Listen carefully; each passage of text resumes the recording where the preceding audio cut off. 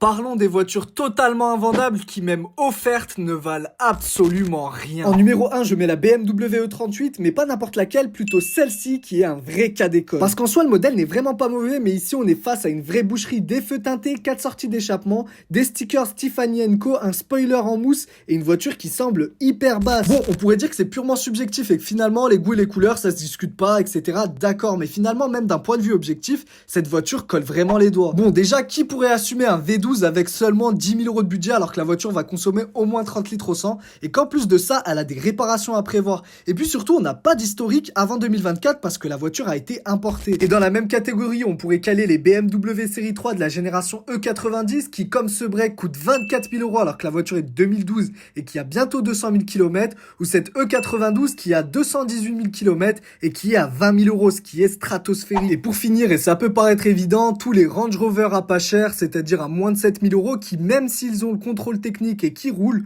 tomberont forcément en panne dans l'année et finalement la réparation vous coûtera le prix de la voiture.